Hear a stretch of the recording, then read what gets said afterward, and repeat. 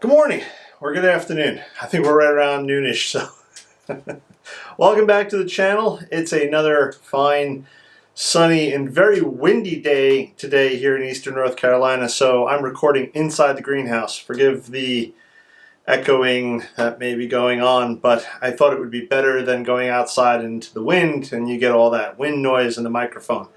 I know I don't like that when I watch YouTube videos, and pretty sure you don't either. Today I wanted to talk about something that's very sad. The death of some of my plants. Now, if you don't know, my name is Jason.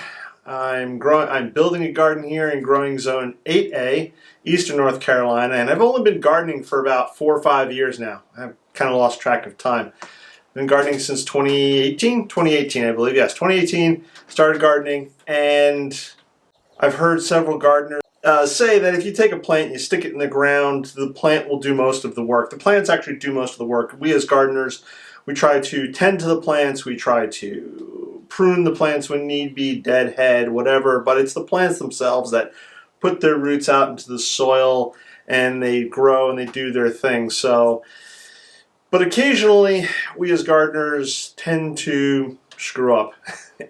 And though I've grown many things, and many things have grown, not necessarily because of me. Maybe I put the plant in the right spot, maybe it was the right plant for the right spot, but the plants themselves do all the hard work. I just sort of put a plant someplace like many of you do and say, good luck.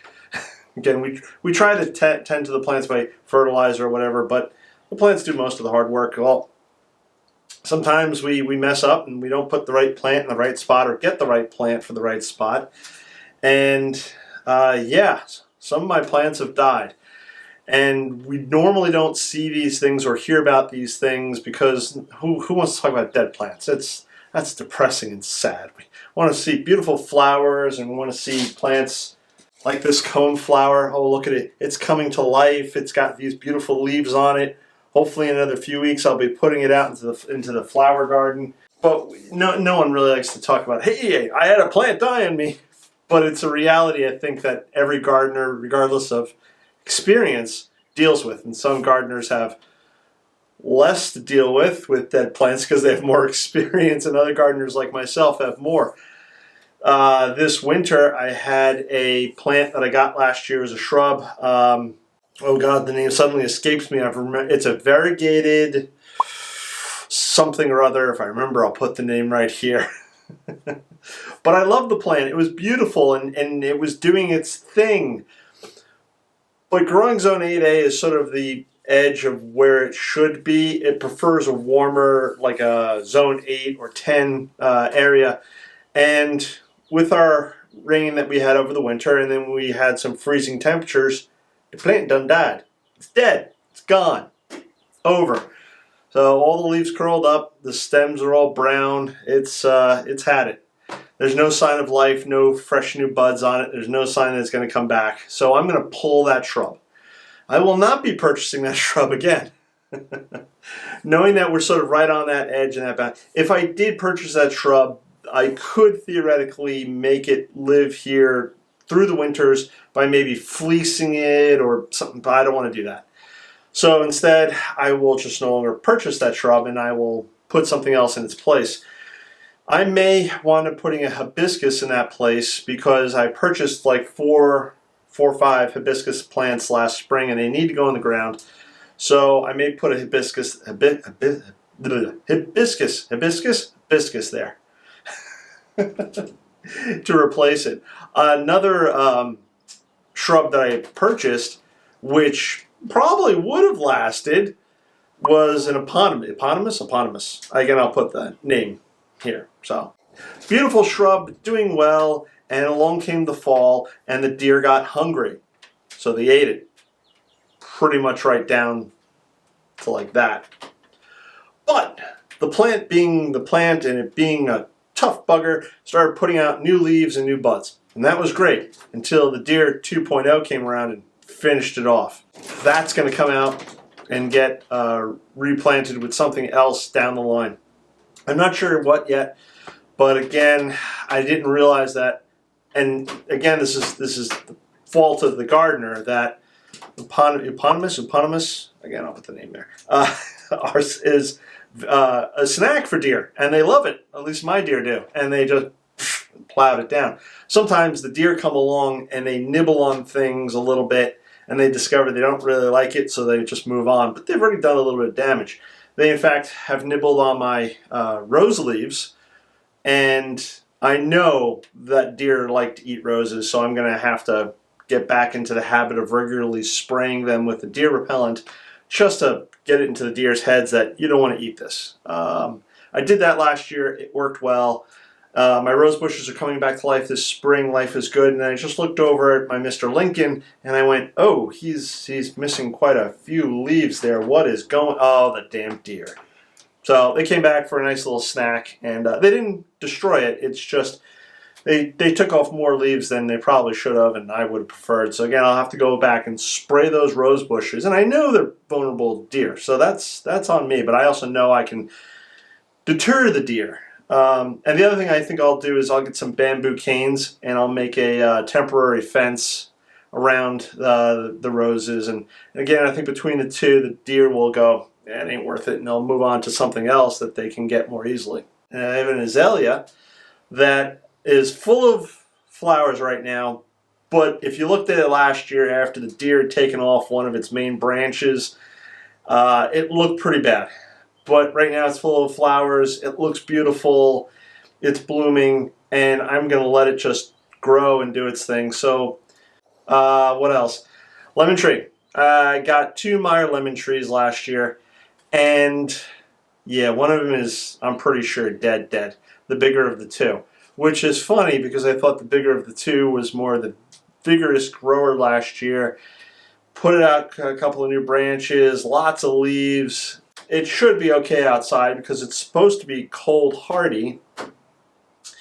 And yeah, we had some freezes. And again, our freezes in my area, growing zone 8A, it's 2-3 hours of freeze, and then it's back above freezing, and that's it. We don't get days and days of freezes. We don't get weeks of freezes. It's just few hours, and you're above freezing. But those freezes, I believe, were probably enough to kill the the lemon tree. Apologies, the lemon trees. So, well, at least one lemon tree is dead. The other one, which looked like it was dead, has a little leaf coming out of the base. So that shows me that there's life. And what I will do with that one is I will tend to it. I will probably put it in some new potting mix, maybe a bigger pot, and that one will definitely be coming into the greenhouse during the winter, the 22-23 winter, whenever there's going to be freezing temperatures. The greenhouse hopefully will stay warm enough. I'll have to monitor that. The greenhouse is new to me. If you haven't been paying attention, I got a greenhouse this year, built it, put it up. I've had it for now altogether, a month or so. If you haven't seen those videos, go back, watch those videos. Yeah, so I'm new to the whole greenhouse thing, but I think I may have to try and throw a heater in here for those nights where, again, we might have that 2 or 3 hours of freeze, because the temperatures, even inside the greenhouse, may still drop just enough that, again, I don't want to, any tender plants, so maybe the Meyer lemon, again, is just tender enough. I don't know. If you grow Meyer lemons, please let me know in the comments below what your experiences with them are, and have you had anything like a freeze kill off the plant. And I can't even tell you how many flowers that have died for one reason or another. Again, if you pay any attention to me over the past year or so, I had dahlias in front of the veg garden last year, all along the front fence line, and many of them didn't grow for various reasons. Some of them, I think the tubers just weren't strong enough and they wound up rotting in the soil. Other tubers, they started to grow, and fire ants decided to put a nest right next to the tuber.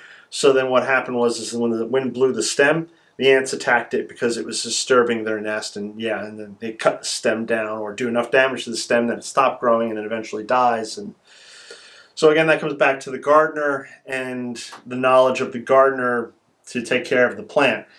I killed some dahlias. I'll take the fault of that. I mean, even though the ants did the direct thing, I didn't know about the ants attacking stems. Now I do. So in the new dahlia garden, I will be more careful. And as I stated before, I'll probably be putting down a ant killer on a regular basis at the bases, just to, at the very least, deter the ants from trying to build a nest in that area or against a dahlia plant, because I don't want a repeat of that again. I've killed probably more plants than I care to remember, and maybe you have too, but I think that's all part of the learning experience with gardening. And don't get dejected. Don't give up. I've killed this plant.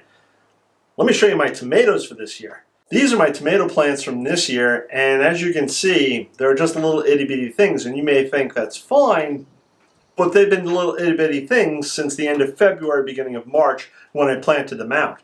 This is April 15th. They should be way bigger right now, and I should be potting them up, if not putting them into the ground. But instead, they're these little wispy things, and I don't know why. I don't know if it's the soil mix that I use, because I made my own mix out of store-bought compost and vermiculite and perlite. I don't know if it's something with the water, I overwatering. I don't know. If you have any clues, please leave comments below. I'm open to suggestions, but I'm not going to get dejected. I am going to try to grow another batch of tomato seeds, because I have extra tomato seeds. I will plant those up in a different soil mixture and see what happens with those. I may even start them here in the greenhouse, and again, see what happens. Do they grow better in the greenhouse in a different soil mixture than they did under the grow lights in the garage? That's an experimental try, but that's it. It's about a learning, to me at least. It's learning. If you're new to gardening, don't give up. If you're more experienced in gardening, hopefully you don't have as many failures as I do.